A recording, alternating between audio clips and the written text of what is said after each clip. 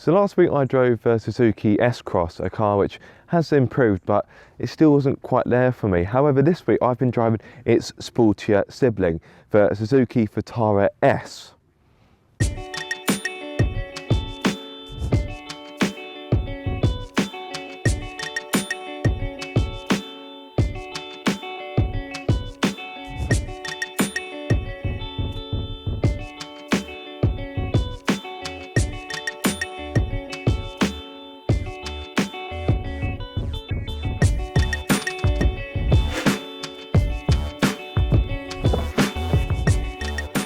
So step inside the Vitara S, and the first thing you'll be drawn to are these lovely leather and suede seats where I've got red stitching on them, very nice indeed. The suede also extends to the door panels, and the red stitching is also on the gear lever, which is also trimmed in leather, and also the steering wheel, which again is trimmed with leather and actually feels quite nice in the hands. Very nice indeed. You've also got this silver panel here. It looks like brushed aluminium, but it's not.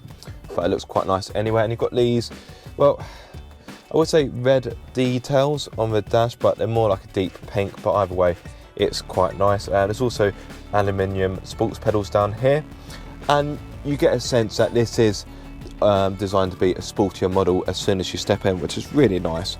I really quite like it. Yes, it's still a little bit cheap in places, but it's just more enticing than the S-Cross and the Baleno. And I actually quite like it, in all honesty. One thing I don't quite like is this clock.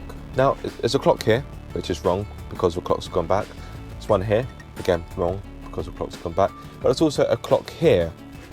And A, I don't see the need for it. And B, I just think it looks really cheap. It looks like it's being bought from a local pound shop. And, you know, if it were up to me, I'd just bin it. But other than that small complaint, the inside is a nice place to be. The seats are quite comfortable. I did find them a little bit firm on long distance, but either way, they are quite comfortable. And this sort of leather and suede design also extends to the back. And overall, it's a pretty sporty interior. So a good start indeed. The Vitara S comes with a good level of equipment, including automatic lights and wipers, infotainment system with sat-nav, DAB radio and smartphone integration, automatic air conditioning, autonomous emergency braking, cruise control with radar brake support, rear-facing camera and front and rear parking sensors. Getting a good driving position in the Vitara S was quite easy thanks to the highly adjustable steering wheel, and as you'd expect, there's lots of headroom in the front and it's not too bad in the rear either, although rear legroom could be improved, and getting in and out of the back is a little bit tricky thanks to the rear wheel arch.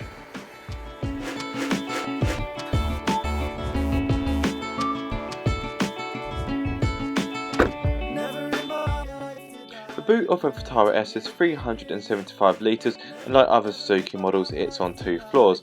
If you fold down the 60/40 rear seats, you'll be able to increase capacity to 710 litres, which is not bad, but it's not quite class leading.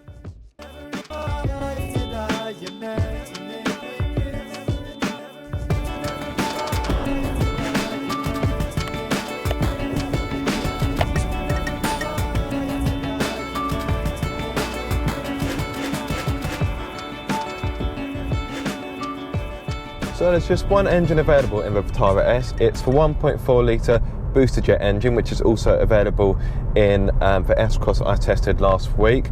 It produces 138 horsepower and it will get to 0 to 62 miles per hour in 10.2 seconds, which does sound slow, I'll admit, but it is actually quite nippy. It makes a fairly decent noise as well.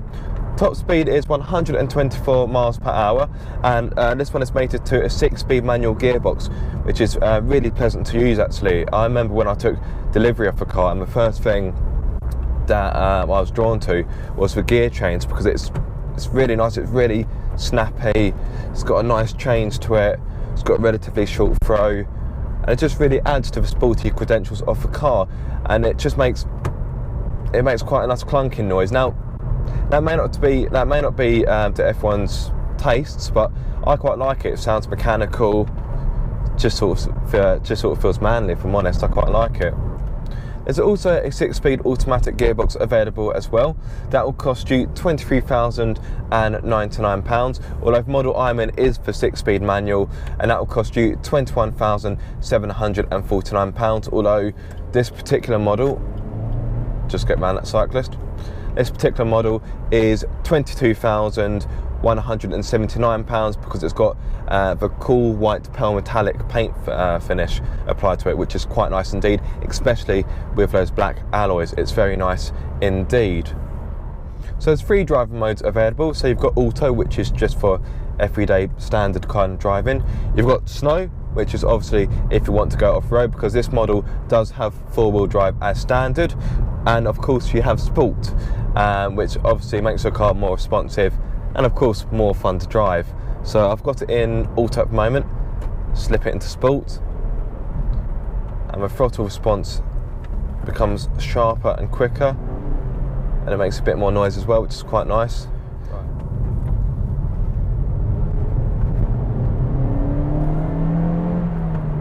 It does make quite a good noise as well from the 1.4 litre booster jet engine. Slip into second as we go uphill, into fourth, and it handles pretty well, of course.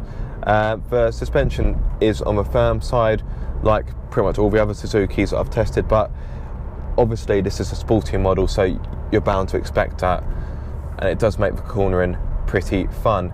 There's not a lot of body roll, which is quite impressive for a car like this.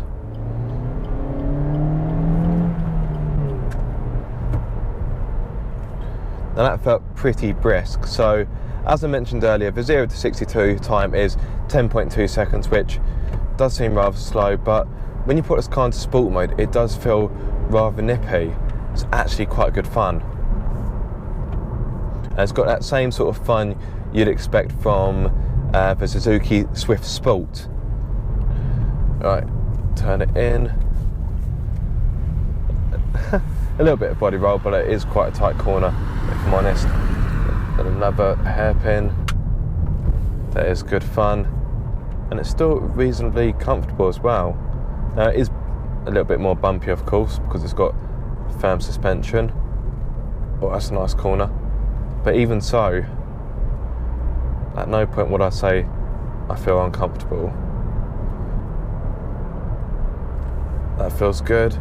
It's quite a bit of grip on offer. Yeah, this is definitely a fun car. Definitely is. And it's just got a nice cheeky character about it. So I've tested the sport mode, but what's the Vitara S like off-road?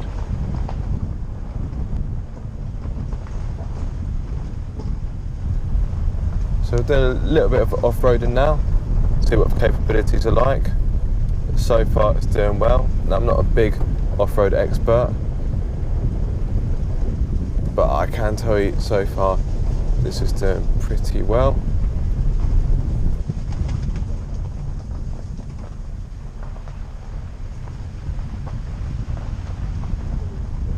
It's doing well so far. It's got something called hill descent control, so that'll stop me going down too quickly. That's actually working quite well. So my foot isn't on the brake, so let's take that off. I'm starting to go down a little bit quicker now. But so far it's gripping quite well. Oh, we've got a bit of a slant.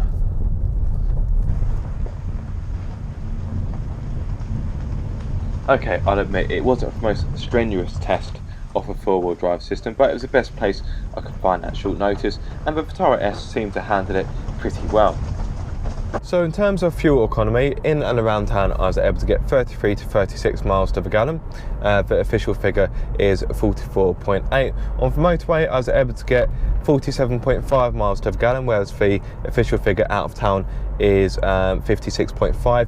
And on a combined run I was able to get around 42 miles to the gallon, whereas the official figure is 52.3. And that was all done in auto mode.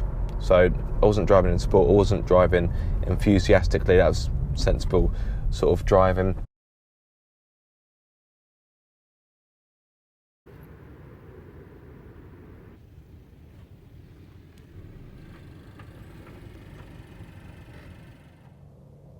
So the Suzuki Vitara S has certainly been good fun to drive, and I've really enjoyed it. In fact, I'd be quite sad to give this back to Suzuki. It's got lovely gear change, the engine offers nippy performance, it's practical, and in all honesty, I can't really find a lot wrong with it. Yes, the inside is still a little bit cheap, and as I mentioned earlier, I really don't like that clock, but other than that, I really can't find much wrong with it, and I've really enjoyed it. I really think the Suzuki Vitara S is a fun, sporty SUV.